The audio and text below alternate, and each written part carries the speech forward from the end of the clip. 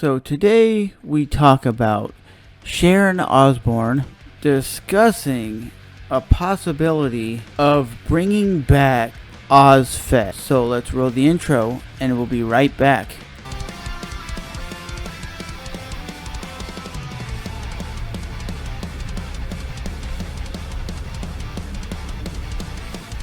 When it comes to America Heavy Metal Fest, there was a long ass time where it was pretty much just the Ozzfest bust. These days were loaded with killer festivals with sick ass lineup throughout North America. But a lot of that has to be tribute to the Ozzfest success in the late 90s and early 2000s. They were the biggest show on the planet. You could look up some of the lineups that Ozzfest had and you could see why people from all over America wanted to see this. And was it a festival? Because honestly, it was like a one-day big huge fest that toured around America. The only thing close to that to this day that I know of takes place at the Orlando Fairgrounds, which is called Earth Day Birthday, that's brought to you by the radio station. It has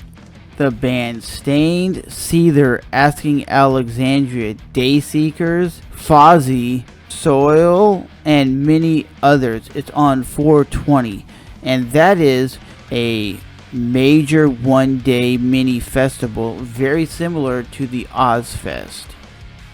The comment came when Sharon's daughter Kelly, it would always come down to rather the acts would be realistic about compensation. That's when Sharon went into more depth. But to be honest, basically, will Ozzfest like 2024 actually be a thing that actually happens? And the way it looks is it could happen if bands and artists don't want a ridiculous amount of money. But do I think Ozzfest would happen in 2024 and have the same impact that it did over 20 years ago? I don't know if that would have the same impact because we already have Welcome to Rockville. We already have Louder Than Life. These big, huge, major festivals, yes, that have to take in the consideration that if it wasn't for the Ozzfest, they probably wouldn't be around. And let me know if you've ever attended one of these Ozzfest shows, because those were the first major rock shows I've ever went to. Was the 2004 and 2005 Ozzfest back to back, and they were some of the funnest shows I've ever experienced. They were ran very smoothly. They were easy to get from the food vendors to the stage, but there was only two stages. One was an amphitheater and the other one was a clearly second stage out in like a parking lot, dirt lot area, and they were phenomenal shows. Like I said, they had some of the biggest bands that ever was around at the time, and they had the rising bands that were small that nowadays are the big bands that back then they were the small bands. Do I think it would still be a good thing to have Ozzfest if it was a touring show like the original? Abso-freaking-lutely. And Ozzy suggested a smaller stage, bands that nobody have really heard of, instead of just bringing in big bands. You can do it for a baby stage, but you still need the headliners. It also great to have the baby stage. I mean, that's what it's all about, bringing new bands that no one's ever heard of. It's very hard for acts who are not known to suddenly go from playing in front of 50,000 people on a main stage at a festival and understanding that they're meant to be in a show technically with smaller amount of viewers, right?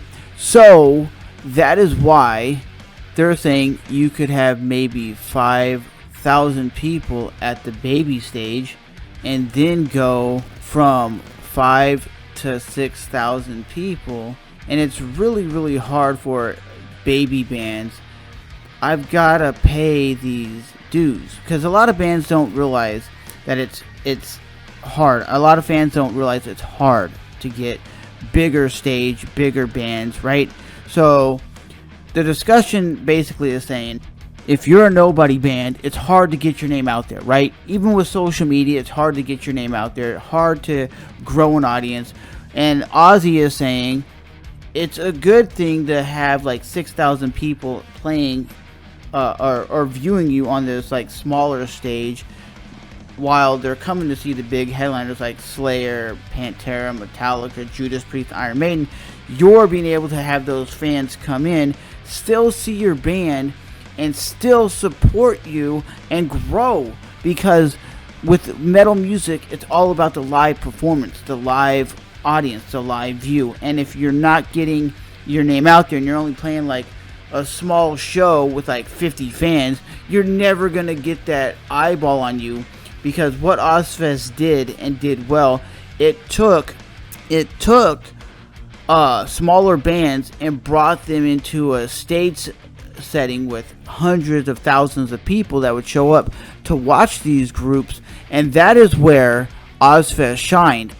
It shined because it was bringing people, bands that they never heard of, because people were ready to see Ozzy and see the bigger bands, but they also got to see these smaller bands like Hatebreed, Lamb of God, Shadows Fall, God Forbid, all these small bands at the time, Trivium. And now they were able to build an audience because people would talk about it. Hey, did you see Trivium at Ozzfest? Did you see this band at this show? And people would tune in, watch it, and go, oh my god, you got to see Killswitch Engage. And these were bands that were small at the time. They gave Linkin Park an audience. They gave Disturbed a chance to perform. They gave these bands that never would have the opportunity to perform to actually perform. So I actually think Ozzfest, if it was out today, they would have the Slaughter to Prevail's playing their show. Why? Because that is an up and coming band.